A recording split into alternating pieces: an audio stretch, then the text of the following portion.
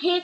Today we're going to be reading a couple of stories. We're going to be reading Hairy Maclary. We're going to be reading a couple of them. Let's go. Hairy Maclary.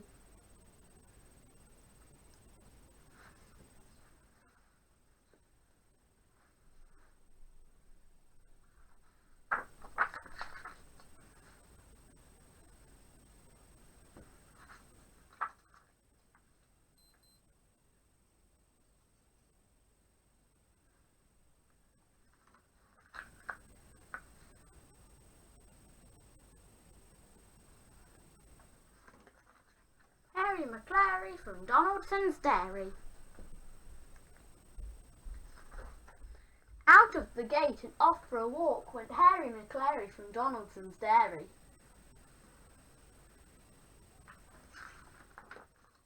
And Hercules' morse as big as a horse.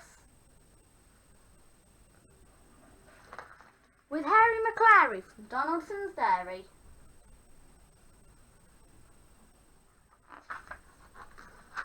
Bottomly pots all covered in spots, Hercules' morse as big as a horse. And Hairy Maclary from Donaldson's dairy. Muffin Maclay like a bundle of hay, bottomly pots all covered in spots, Hercules' morse as big as a horse. And Hairy Maclary from Donaldson's dairy.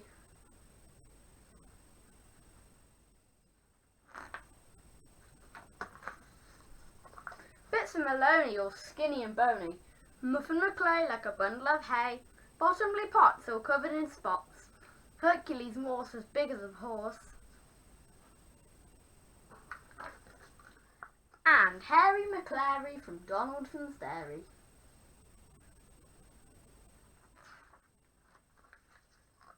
Schnitzel von Crumb with a very low tum, Bits of Maloney all skinny and bony, Muffin Maclay like a bundle of hay, bottomly pots all covered in spots, Hercules' morse as big as a horse. And Hairy Maclary from Donaldson's dairy. With tails in the air they trotted on down, past the shops and the park to the far end of town. They sniffed at the smells and they snooped at each door, when suddenly, out of the shadows they saw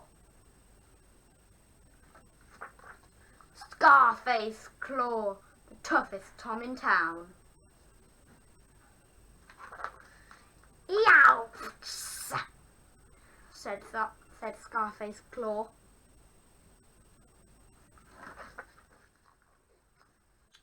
Off with a yowl, a wail and a howl, a scatter of paws and a clatter of claws, went Schnitzel von Crumb with a very low tum, Bits of Maloney all skinny and bony, Muffin Maclay like a bundle of hay, bottomly pots all covered in spots, Hercules' morse as big as a horse.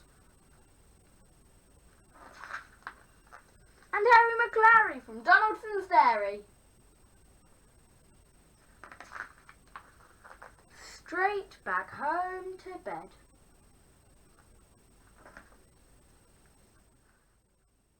Hairy Maclary's bone. Down in town, by the butcher's shop door, sat Hairy Maclary from Donaldson's dairy. Out of the door came Samuel Stone. He gave Hairy Maclary his tastiest bone. Then off up the street, his scurrying feet, on his way to the dairy went Hairy Maclary.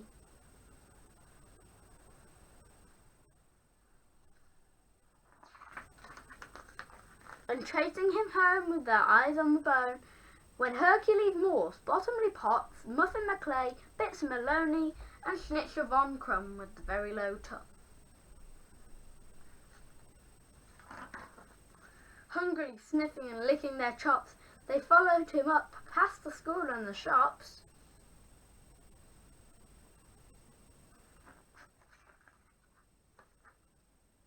They came to the sign selling Sutherland sauce. Through they all went.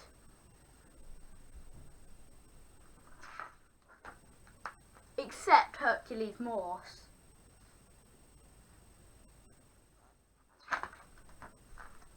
They came to a hedge along Waterloo Way. Under they went, except Muffin Maclay.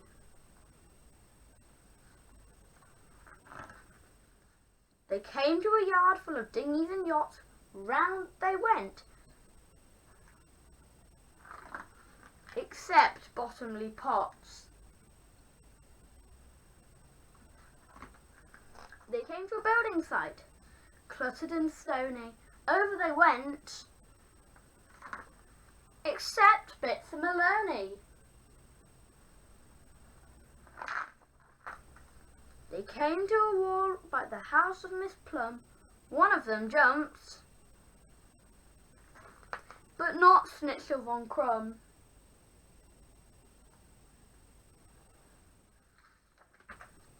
So at last he was free to go home on his own, Hairy Maclary with all of his bone. Hairy Maclary Scattercat.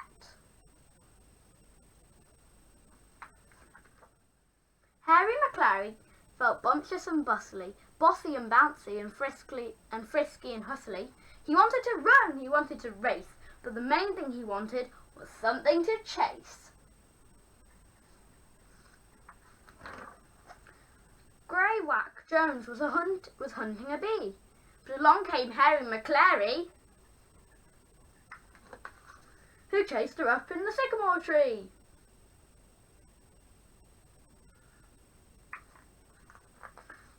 Butterball Brown was washing a paw, but along came Hairy Maclary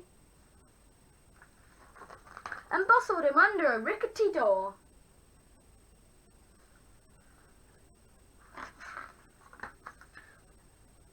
Pimpernel Pooh was painting a ball, but along came Hairy Maclary and chased her over Pemberton's wall. Slinky Malinky was down in the reeds, but along came Hairy Maclary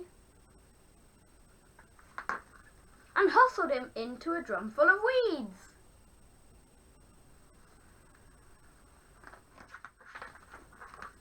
Mushroom Magi was asleep on a ledge, but along came Hairy Maclary and chased her away through the hole in the ledge. In the hedge. Down by the path, by an old wooden rail, twitching a bit, was the tip of a tail. With a bellicose bark and a boisterous bounce, Hairy Maclary was ready to pounce. But around came Scar-faced Claw, who bothered and bustled him and rustled and hustled him and raced him and chased him all the way home.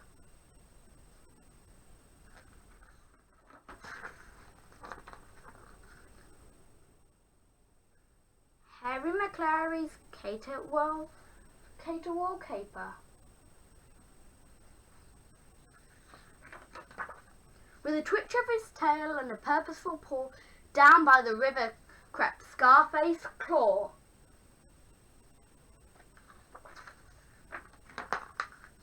He woke up a lizard and he startled a bee, and he bothered a blackbird high in a tree. Higher and higher he sneakily snuck, but up in the branches he suddenly stuck. "Ow!" he yowled. Hairy Maclary was eating his meal, jelly meat, biscuits, a snippet of veal. All of a sudden he heard a strange sound, a yowling, a wailing that echoed around. "Ow! Yep, yep," said Hairy Maclary, and off he went.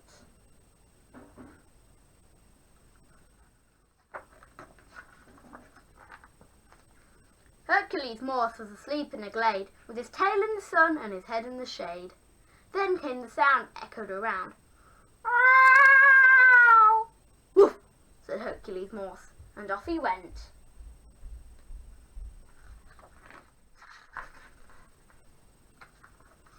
Bottomley Potts was rolling around with his feet in the air and his tongue hanging out. Then came the sound that echoed around. "Ow!" "Row, row, row, row, row," said Bottomley Potts, and off he went. Muffin McClay was having a bath in the old wooden tub at the side of the path. Then came the sound that echoed around. "Ow!" "Ruff, ruff," said Muffin McClay, and off he went. Bitzer Maloney was having a scratch as he lay in the sun, in the strawberry patch. Then came the sound that echoed around. "Ow! Bow, wow, wow, wow," said Bitzer Maloney, and off he went. Snitzel von Krumm was digging a hole in his favourite spot by the passion fruit pole. Then came the sound that echoed around. "Ow! Yip, yip," said Snitzel von Krumm, and off he went. Puffing and panting, impatient to see, together they came to the foot of the tree. They sniffed and they snuffled, and they bustled around, and they saw what was making the terrible sound. "Yip, yip," said Snitzel von Krumm. "Bow, wow, wow," said Bitzer Maloney. "Ruff, ruff," said Muffin McClay. "Row, row, row, row," said Bottomley Potts. "Woof," said Hercules Morse, and "Yep, yep, yep," said Hairy Maclary. And "Ow!" said Scarface Claw. The din was so awful that up hill and down you could hear the cacophony all over town. Miss Plum brought a ladder and climbed up the tree. She rescued old Scarface. At last he was free. With a flick of his tail and a shake of each paw, off at a gallop went Scarface Claw. And back to the business at Donaldson's dairy went all of the others with Hairy Maclary. Hairy Maclary's Rumpus up the vet. Down at the vet's there were all kinds of pets, with troubles and woes from their ears to their toes, sniffles and snuffles of doses of flu, itches and stitches and tummy aches too. So many animals watchful and wary, and Hairy Maclary from Donaldson's dairy. There were miserable dogs and cancerous cats, a rabbit with pimples and rickety rats, mice with the sneezes, a goat in the rage, and Cassie the cockatoo locked in her cage.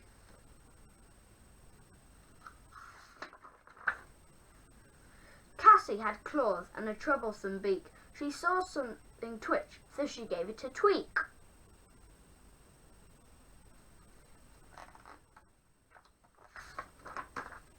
She pulled it so hard that she picked out a hair, and Hairy Maclary jumped high in the air.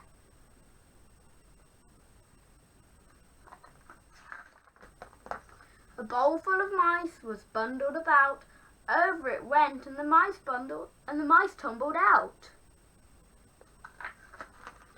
4 fussy budgies with Grandmother Goff flew out of their cage when the bottom dropped off. Grizzly Macduff, with a bottle-brush tail, leaped out of his basket and over the rail.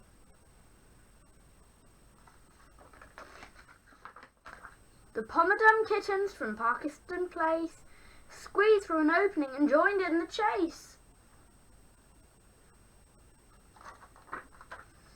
Barnacle Beasley forgot he was sore. He bumbled and clattered all over the floor. Then Custard the Labrador, Muffin McClay, and Noodle the Poodle decided to play. They skidded and they scampered, they all slid around, and bottles and boxes came tumbling down.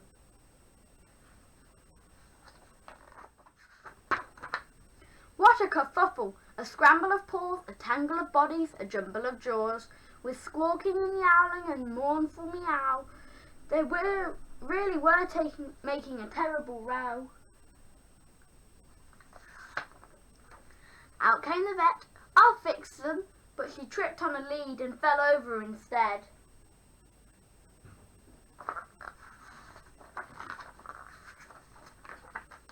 Geezer the goat crashed into a cage. He butted the bars in a thundering rage.